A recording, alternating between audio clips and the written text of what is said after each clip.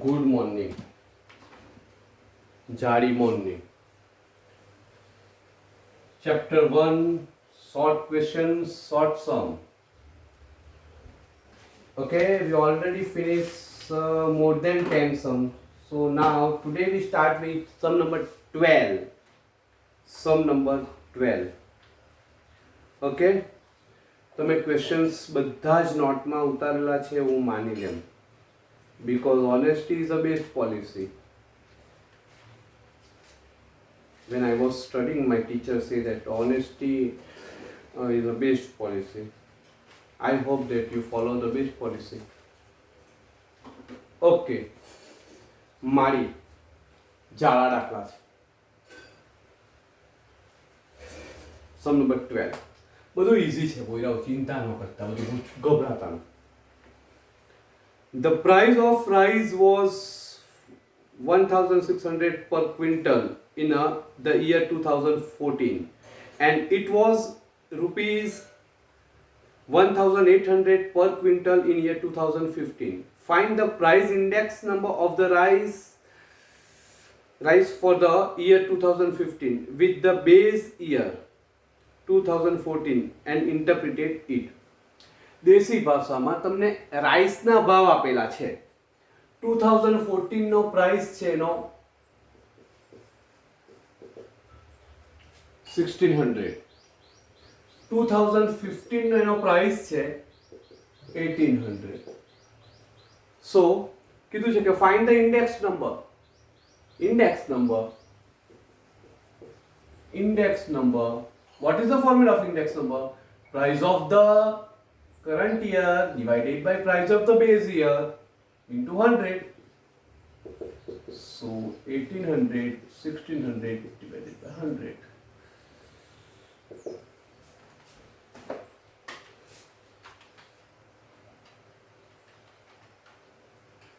112.5. Okay, 112.5%. So you can conclude that there is a rise of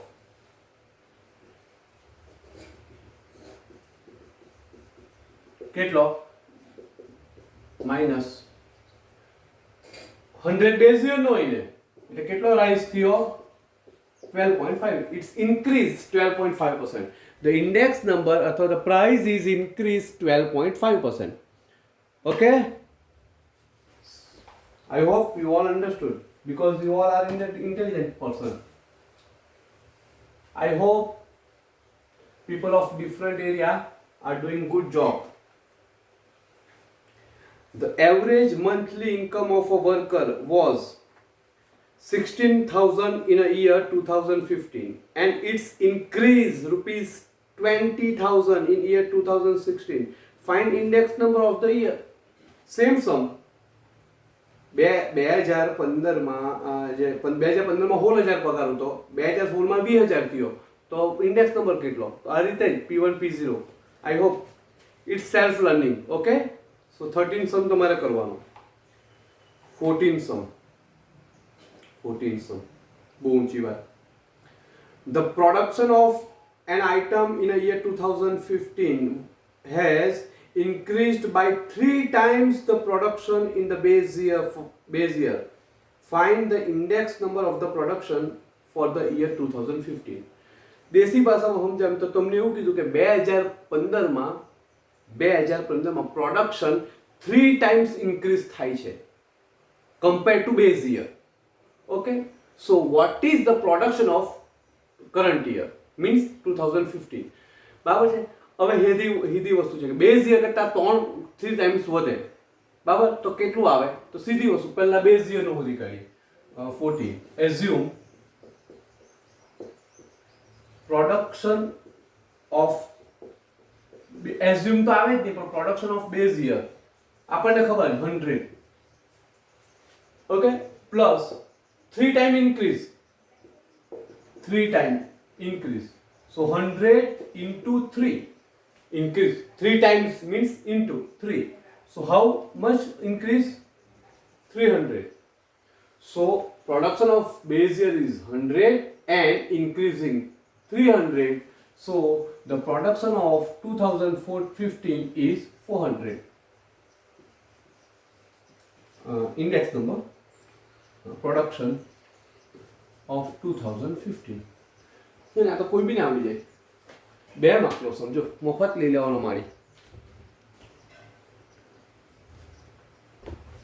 બરાબર. ચાલો 15 સમયમાં જ છે. સગી માસીનો છોકરો.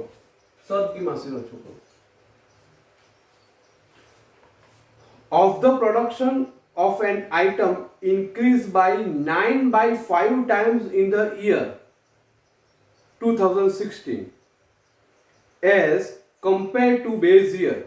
Find the index number of the production for the year 2016. એ લોકો એવું કીધું કે આમાં પ્રોડક્શન કેટલું વધે છે 9 by 5 times compared to base year. So what is the production of the current year? આયું જ છે. બેઝ યર નું પ્રોડક્શન તો કેટલું હોય આપણને ખબર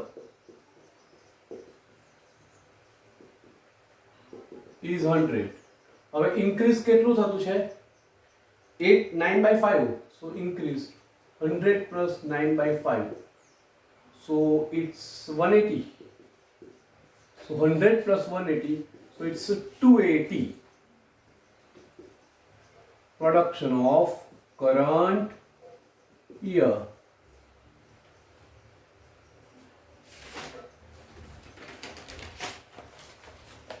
Okay.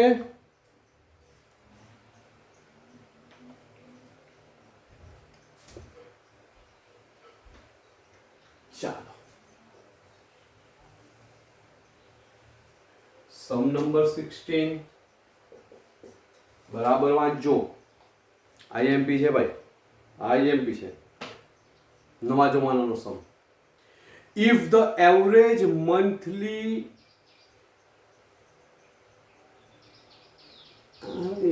વર્ડિંગમાં ભૂલ લાગતી છે. Disposable income of middle class family in year 2014 is rupees 14,400, and in the cost of living index number of the year 2015 with base year 2014 is 115, then estimate average monthly disposable income of the family in 2015. બરાબર છે, સમજ પડી ગઈ.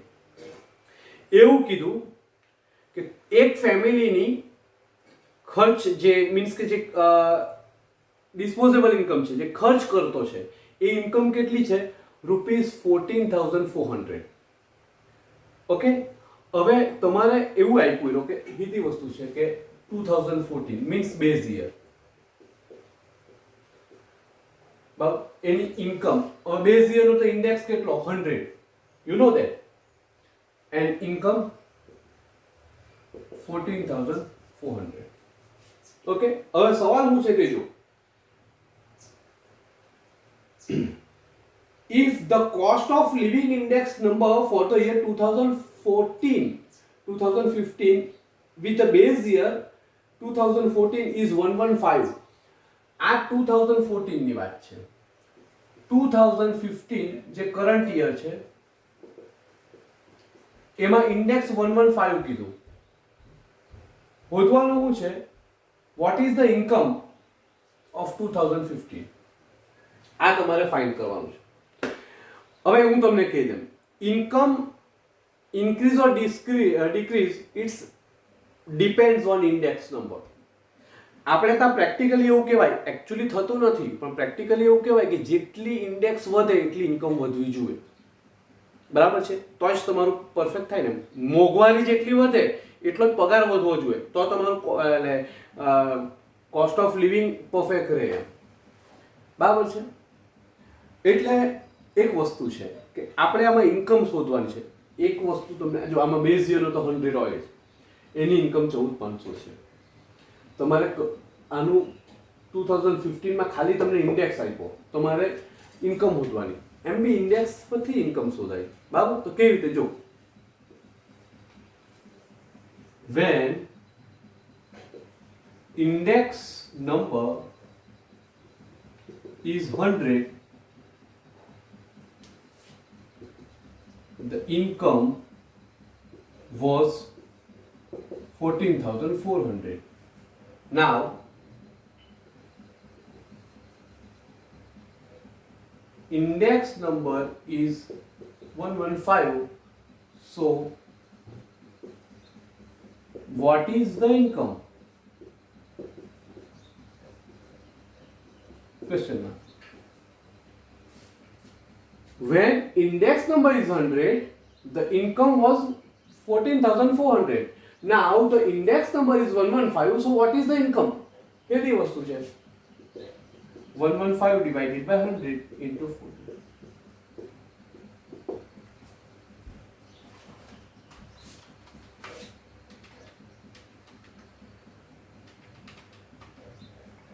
$16,460 income of 2015. આવી ગઈ જો પડી સમજ ખ્યાલ આવે ને 2014 માં હોય ઇન્ડેક્સ હોય ત્યારે ઇન્કમ આટલી તો 115 ઇન્ડેક્સ હોય તો ઇન્કમ કેટલી વાત પતી ગઈ આ બધું લખવાનું જરૂરિયાત નથી મારે તો તમને લખાવવું પડે ભાઈ ચાલો આ જ કરવાનું હે સ્ક્રીનશોટ લઈ લેજો હવે જરાક આપણે છે ને જોરદાર રોયલ ચેલેન્જ બેંગ્લોર ને મુંબઈ ઇન્ડિયન્સ ક્યાં છે ગાંઠે નહીં કોઈ કોહલી વાળા ને રોહિત શર્મા વાળા ને people of different area belong Kohli am I right okay અમુક પાછા પેલા હશે ને રોહિત શર્મા વાળા ચાલો આગળ most IMP 17 some.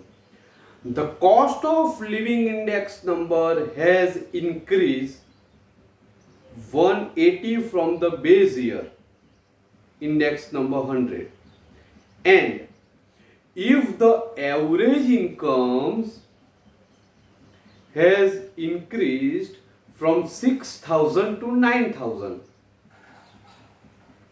there can increase or decrease in purchasing power of workers. Then how much it? Okay, બે વાર વાંચવા પડશે તમને એવું કીધું કે ઇન્ડેક્સ નંબર જે છે ઇન્ડેક્સ નંબર તે બેઝ યર નો 100 હતો તે કેટલો થયો 180 અને ઇન્કમ જે 6000 હતી એ 9000 થઈ. So question is that is income is increase or decrease? બરાબર and how much? કોઈ ઇન્કમ ઇન્ક્રીઝ થઈ કે ડિક્રીઝ થઈ એમ કોઈ એમ પૂછે એટલે કે સાહેબ એમાં શું પૂછવાનું 6000 કમાતો તો 9000 થયા તો વધ્યા જ ને 3000 એમાં શું પૂછવાનું આ દાખલા વળી આ ઉંમરે ગણાય એવું નથી ભલે ઇન્કમ વધેલી દેખાય અત્યારે પણ તેની સામે મોંઘવારી બી વધેલી છે જો index number is also increase એટલે તમારે તો પહેલા તે જોવું પડે આવક વધેલી છે કે ઘટેલી છે એ જોવા સારું મીન્સ કે ખર્ચ પાત્ર આવક મીન્સ કે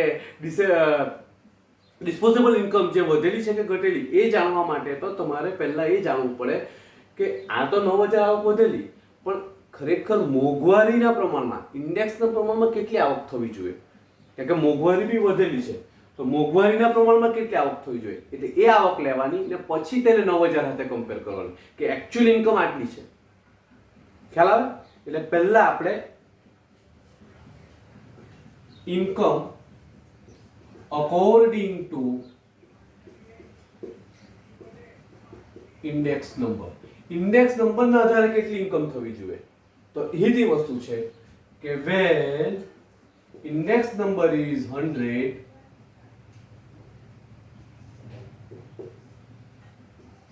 income કેટલી 6000 so income index number કેટલો થાય 180 so what is the income okay તમને ખબર પડે હોય index number હોય તો income 6000 તો 180 index થાય ત્યારે income કેટલી 180 divided by 100 into 60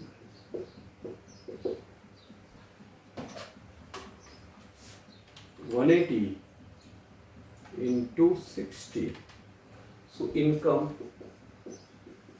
કેટલી થવી જોઈએ?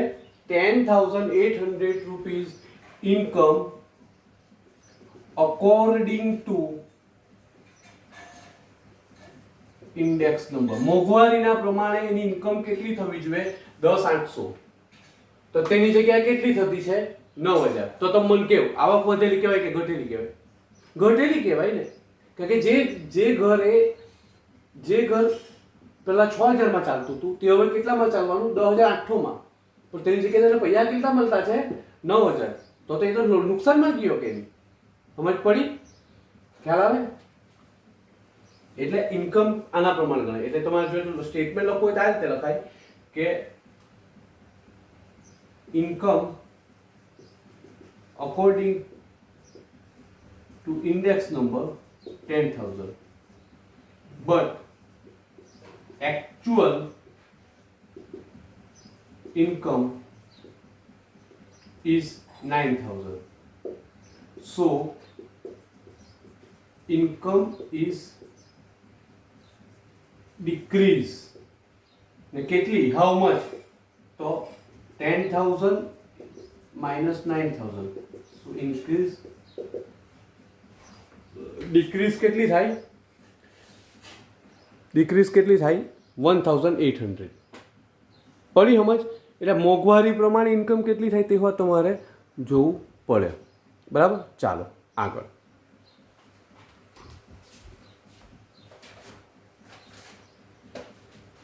સમ નંબર 18. આ રીતે જ લખી દેજો. આ સ્ક્રીનશોટ લઈ લેજો. સેમ જ છે. The cost of living index number increased from 280 to 340 during a certain time period, and the wage increased from 13,500 to 14,750. Find real gain or loss of a worker. એક વાત છે કે ઇન્ડેક્સ સમ number 18 index આના જેવો જ સમ છે. 280 થી 340 થયો અને એનું વેજીસ 13,500 થી 14,750 થયું. તો તમને પહેલા એવું કીધું કે એને રિયલ ગેઇન થાય છે કે લોસ થાય છે તે જણાવો. બરાબર છે? એમ તો દેખાઈ જાય તો એમ થાય કે સાહેબ 13,500 પગાર ને 14,500 થયો એટલે એને તો ગેઇન થયો, એને ફાયદો થયો નહીં, પણ તેની સામે ઇન્ડેક્સ બી વધેલો છે ને. એટલે પહેલા તો આપણે એકચ્યુઅલ ઇન્ડેક્સ બેઝ પર કેવી ઇન્કમ એની થવી જોઈએ તે શોધવાની અને પછી એને એકચ્યુઅલ ઇન્કમ સાથે કમ્પેર કરવાની. એટલે veggies according to index number. ચાલો, વેન 280 ઇન્ડેક્સ નંબર હોય ત્યારે વેજીસ કેટલું? 35 વેજીસ. તો 340 ઇન્ડેક્સ નંબર હોય ત્યારે કેટલું વેજીસ? બરાબર ને? આપણે અકોર્ડિંગ ટુ હોય અહીંયા 13,500 ઇન્ડેક્સ નંબર વેજીસ, તો 340 એ ઇન્ડેક્સ નંબર કેટલું wages? So 340 divided by 280 into 13,500.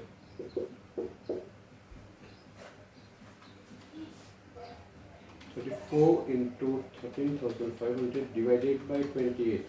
So it's 16,392.86 rupees wages according to index number. Actually મોંઘવારી પ્રમાણે તો એને કેટલા મળવા જોઈએ? 16,000. એ કેટલા મળતા છે? 14,750. So he is in loss. So how much loss is? 16,395 minus 47. 16,392 minus 14,750. So the loss is 86 lakh में तो रखी ना, don't mind. 0.86 rupees. આટલું એને લોસ થાય, એને ગેઇન નથી થતું. He might be in a loss.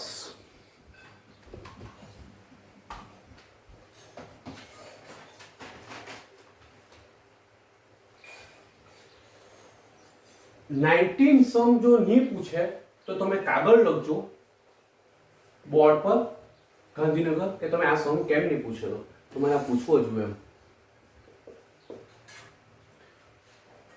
Very IMP ને 100%. તમને ખબર ને inflation, just finding inflation rate. The wholesale price of index number 19 sum. The wholesale price index number of the year 2015 and year 2016 are found to be 250.2 and 265.7 respectively. Find the rate of inflation using index number of the both year. Inflation શોધવાનું છે, બરાબર છે. તો આ સમ પૂછાય ઇન્ફ્લેશનની નીચે underline કરી દેવો, પૂછાવાનો જ, કોઈ અટકાઈ નહીં શકે. So what is the formula of inflation? ઇન્ફ્લેશનનો ફોર્મ્યુલા છે કે index number of current year minus index number of base year अर्थात preceding year, okay, divided by index number of base year. એમ તો preceding year લખો ને તો વધારે સારું પડે, બુકમાં જોઈ લેવાનો ફોર્મ્યુલા. ચાલો, અહીંયા 2015 and 2014. So I think so 2015 16 and 2015. So 2016 is a current year and 2015 is a base year. So current year 60.47 minus base year 2. Index number of base year 250.2. ઉત્સાહમાં આવીને ઉડાડી ન દેતા અમન, ના એમને ઉડે.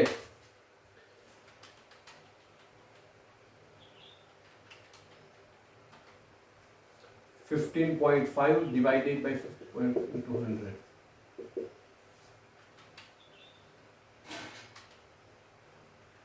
Divided by 50.2. 10.32%. 10.32%. બરાબર, એટલે લખી દેવાનું કે ઇન્ફ્લેશન રેટ ઇઝ 10.32% અથવા પ્રાઇસ ઇન્ક્રીઝ 10.32%.